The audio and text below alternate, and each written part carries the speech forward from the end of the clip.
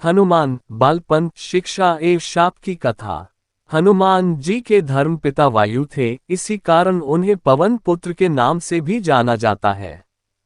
बचपन से ही दिव्य होने के साथ साथ उनके अंदर असीमित शक्तियों का भंडार था।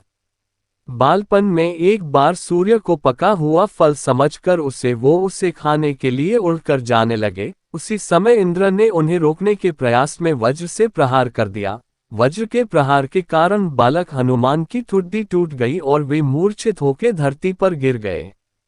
इस घटना से कुपित होकर पवन देव ने संसार भर में वायु के प्रभाव को रोक दिया, जिसके कारण सभी प्राणियों में हाहाकार मच गया। वायु देव को शांत करने के लिए अंततः इंद्र ने अपने द्वारा किए गए वज्र के प्रभाव को वापस ले लिया। साथ ही साथ अन्य देवताओं ने बालक हनुमान को कई वरदान भी दिए। यद्यपि वज्र के प्रभाव ने हनुमान की ठुड्डी पे कभी ना मिटने वाला चिन्ह छोड़ दिया। तदुपरांत जब हनुमान को सूर्य के महाज्ञानी होने का पता चला तो उन्होंने अपने शरीर को बड़ा करके सूर्य की कक्षा में रख दिया और सूर्य से विनती की कि वो उन्हें अपना शिष्य स्वीकार करें। मगर सूर्य ने उनका अनुरोध ये कहकर अस्वीकार कर दिया कि चूंकि वो अपने कर्म स्वरूप सदैव अपने रथ पे भ्रमण करते रहते हैं, अतः हनुमान प्रभावपूर्ण तरीके से शिक्षा ग्रहण नहीं कर पाएंगे। सूर्य देव की बातों से विचलित हुए बिना हनुमान ने अपने शरीर को और बड़ा करके अपने एक पैर को पूर्वी छोर पे और दूसरे पैर को पश्चिमी छोर पे रखकर पुनः सूर्य देव से विनती की और अंततः हनुमान के सतात्यक दृढ़ता से प्रसन्न होकर सूर्य ने उन्हें अपना शिष्य स्वीकार कर लिया। तदुपरांत हनुमान ने सूर्य देव के साथ निरंतर भ्रमण करके अपनी शिक्षा ग्रहण की। शिक्षा पूर्ण होने के उपरांत हनुमान ने सूर्य देव से गुरु दक्षिणा लेने के लिए आग्रह किया, परंतु सूर्य देव ने ये कहकर मना कर दिया कि तुम जैसे समर्पित शिष्य को शिक्षा प्रदान करने में मैंने जिस आनंद की अनुभूति की है वो किसी गुरु दक्षिणा से कम नहीं है।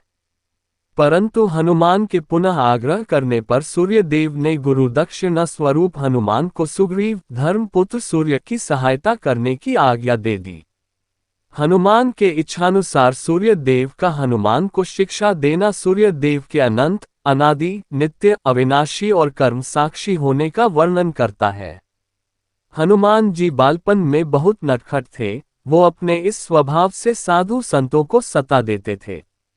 बहुधा वो उनकी पूजा सामग्री और आदि कई वस्तुओं को छीन झपट लेते थे। उनके इस नटखट स्वभाव से रुष्ट होकर साधुओं ने उन्हें अपनी शक्तियों को भूल जाने का एक लघु शाप दे दिया। इस शाप के प्रभाव से हनुमान अपनी सब शक्तियों को अस्थायी रूप से भूल जाते थे और पुनः किसी अन्य के स्मरण कराने पर ही उन्हें अपनी असीमित शक्तियों का स्मरण होता था। ऐसा माना जाता है कि अगर हनुमान शाप रहित होते तो रामायण में राम रावण युद्ध का स्वरूप पृथक भिन्न न्यारा ही होता। कदाचित वो स्वयं ही रावण सहित संपूर्ण लंका को समाप्त कर देते। इसी भगवान की वीडियो देखने के लिए सब्सक्राइब करें चैनल को और बेल आइकॉन दबाएं।